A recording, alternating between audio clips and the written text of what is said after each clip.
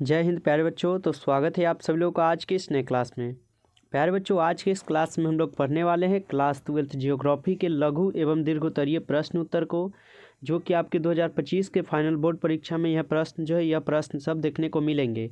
तो आप सभी प्यारे बच्चे इस क्लास को शुरू से लास्ट तक देखिएगा, जिससे आपको ये सभी क्वेश्चन अच्छे तरीके से याद हो जाए और एक भी क्वेश्चन आपसे एग्जाम में न छूट पाए। रोज़ रात हम लोग का 7:30 से लाइव क्लास भी चलता है। अगर आप नए जुड़े हैं तो आप ज़रूर चैनल को सब्सक्राइब करके ऑल पे दबाए रखेंगे, जिससे आने वाले सभी क्लास का नोटिफिकेशन आपके पास पहुंच पाए और आप इस क्लास को पढ़कर अपनी तैयारी कर पाएँ। इसलिए चैनल को सब्सक्राइब करके ऑल पे ज़रूर दबा लीजिएगा और एक बार कमेंट में I am new student sir जरूर लिख दीजिएगा। और क्लास के बाद आपको एक नंबर देंगे, जिस नंबर पर आप मैसेज करके हमसे बिल्कुल फ्री PDF ले सकते हैं। तो चलिए क्लास को स्टार्ट करते हैं। उनसे पहले जितने बच्चे क्लास में आए हैं, आप सभी प्यारे बाबू लोग एक बार क्लास को जल्दी से एक बार लाइक भी कर दीजिए, ठीक है। और नए हैं तो सब्सक्राइब भी जरूर कर लीजिएगा। चलिए क्लास को स्टार्ट करते हैं और आज का पहला नंबर क्वेश्चन देखते हैं। आज का पहला नंबर क्वेश्चन आपके सामने है। भारत के पूर्वी तट पर स्थित 4 मुख्य समुद्री पतन का नाम लिखें। सभी क्वेश्चन VVI क्वेश्चन लिए गए हैं और इम्पोर्टेंट क्वेश्चन लिए गए हैं आपके एग्जाम के लिए, इसलिए क्लास को पूरा जोर देखिएगा। भारत के पूर्वी तट पर स्थित 4 मुख्य समुद्री पतन का नाम आपको लिखना है।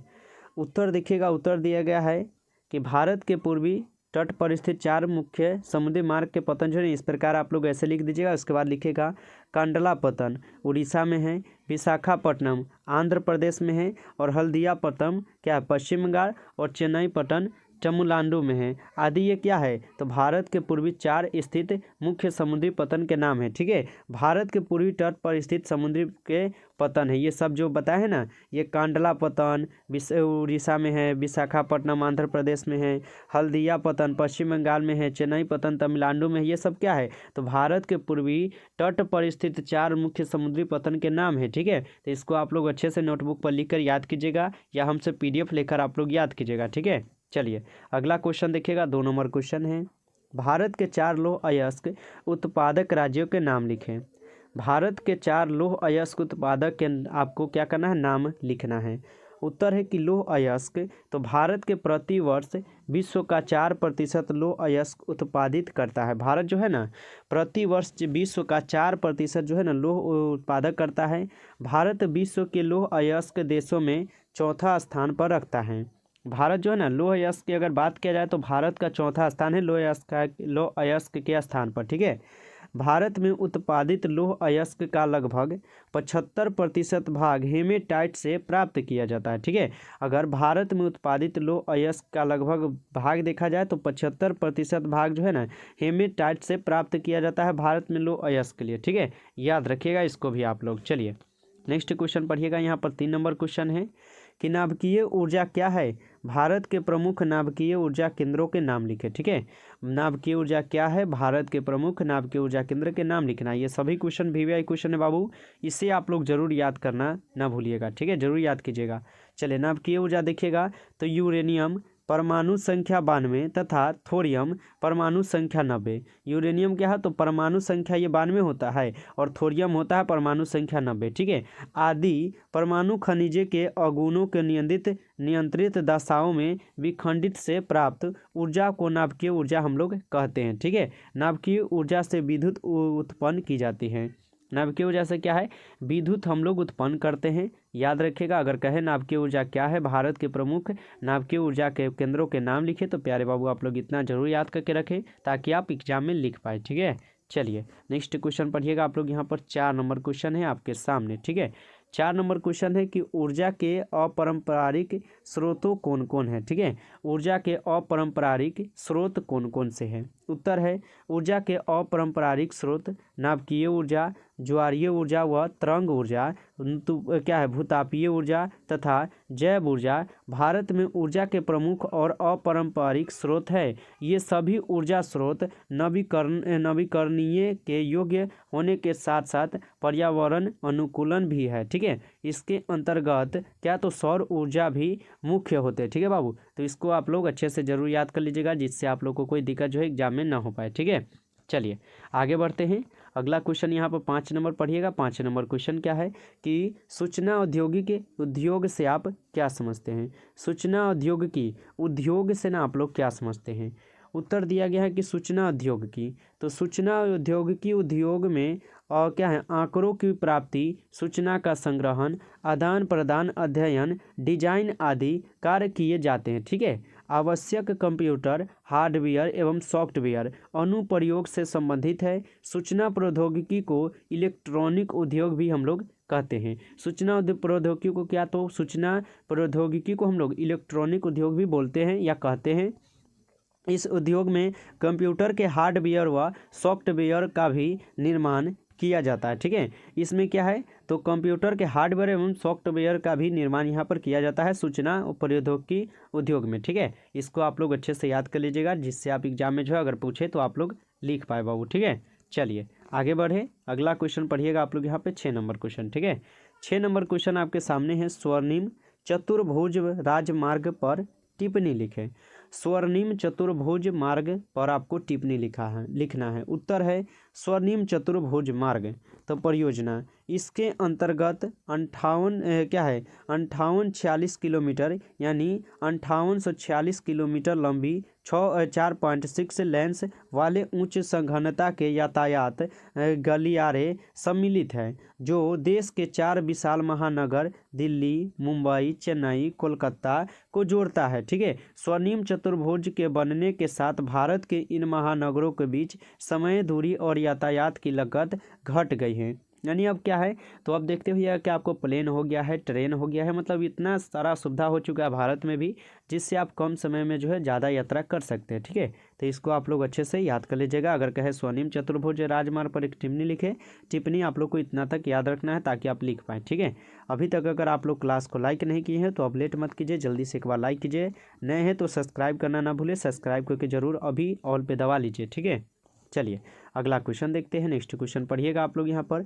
7 नंबर क्वेश्चन है, भारत के 4 लौह अयस्क उत्पादक राज्यों के नाम लिखिए।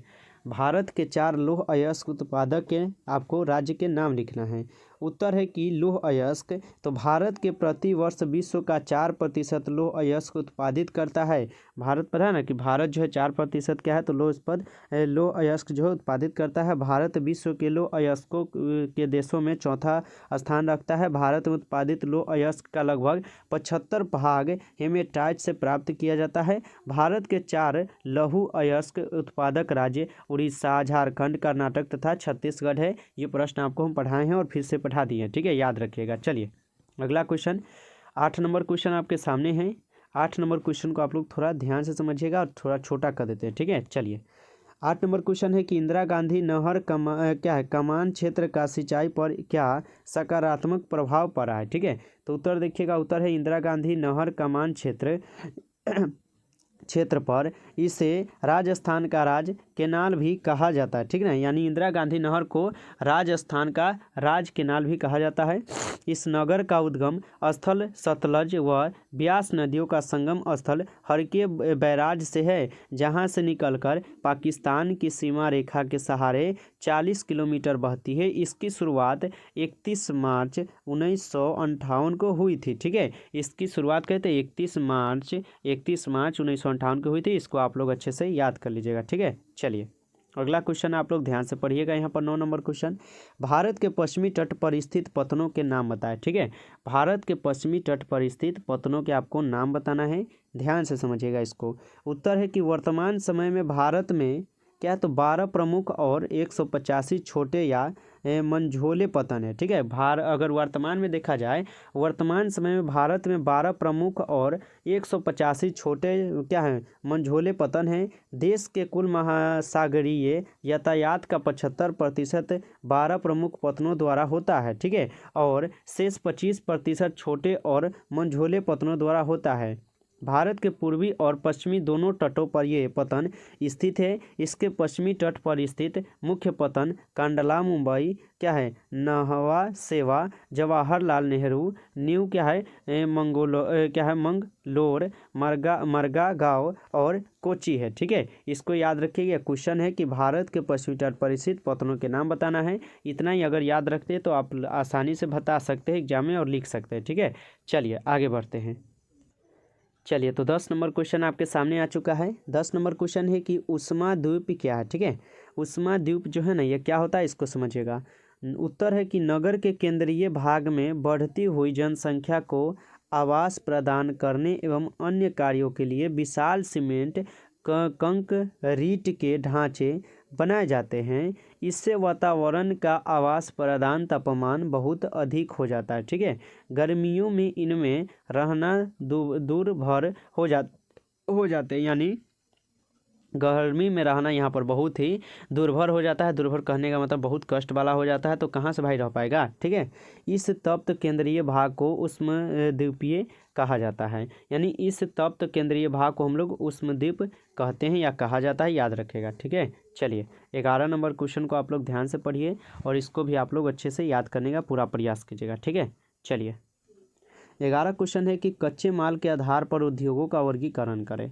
कच्चे माल के आधार पर उद्योगों का वर्गीकरण करें। उत्तर है कच्चे माल के आधार पर उद्योगों के वर्गीकरण इस प्रकार है, जिसमें से पहला है वह आधारित उद्योग, जैसे फॉर्च्यूनर उद्योग, कागज उद्योग, कृषि आधारित उद्योग, जैसे चीनी उद्योग। ठीक है, यानी अगर वन आधारित पर अगर बात किया जाए तो जैसे में हो गया फॉर्च्यूनर उद्योग, कागज उद्योग, क्या तो वन उद्योग हो गए। दो में आते हैं कृषि आधारित उद्योग में जैसे चीनी उद्योग, ये क्या है कृषि आधारित है। तीन में आता है खनिज आधारित उद्योग, जैसे में लोहा इस्पात उद्योग, सीमेंट उद्योग आदि, ये क्या है तो ये आते हैं आपके किस में खनिज आधारित में। ठीक है, चार में आता है पशु आधारित उद्योग, जैसे चमड़ा उद्योग हो गया, उन्नी वस्त्र उद्योग आदि, ये क्या है तो आपके पशु आधारित उद्योग में आते हैं। इसको भी आप लोग अच्छे से याद कर लीजिएगा। चलिए आगे बढ़ते हैं, अगला क्वेश्चन को समझिएगा। 12 नंबर क्वेश्चन है।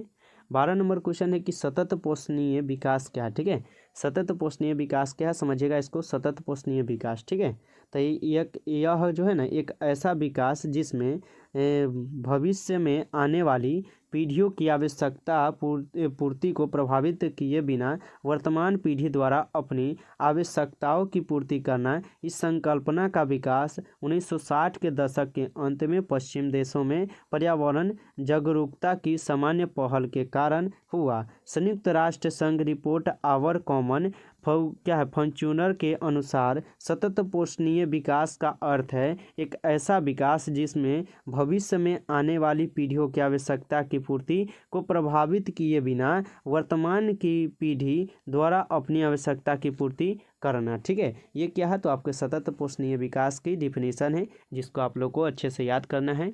ठीक है, तो आज की इस क्लास में फिर से 12 क्वेश्चन हम पढ़ाएं आपको, और इन 12 क्वेश्चन को आपको अच्छे से याद करना है। ठीक है, क्लास अच्छा लगा हो क्लास को आप लोग लाइक कीजिएगा। चैनल पर पहली बार जुड़े हैं तो सब्सक्राइब करके ऑल पे जरूर दबाएं। ज़्यादा से ज़्यादा आप लोग दोस्तों को अपना शेयर करना है, ताकि वो लोग भी यहाँ से जुड़कर अपनी फ्री क्लास और फ्री पीडीएफ लेकर तैयारी कर पाएँ। ठीक है, तो जल्दी से एक बार लाइक और सब्सक्राइब कर लीजिए और ज़्यादा से ज़्यादा शेयर कर दीजिए। और बताइए क्लास कैसा लगा है, कमेंट एक बार जरूर कीजिएगा, एक अच्छा सा प्यारा सा कमेंट। ठीक है, चलिए तो नए होंगे तो आप लोग इस नंबर पर भी मैसेज कर लीजिएगा 962 18 834। ठीक है, ये है आप लोग के पीडीएफ के लिए नंबर, जिस पर आप मैसेज करके बिल्कुल फ्री पीडीएफ ले सकते हैं और अपनी तैयारी कर सकते हैं। तो चैनल को जरूर सब्सक्राइब करके पहले सीके ऑनलाइन क्लासेस में जुड़ जाइएगा। ठीक है, चलिए मिलते हैं फिर नेक्स्ट क्लास में, तब तक के लिए जय हिंद जय भारत।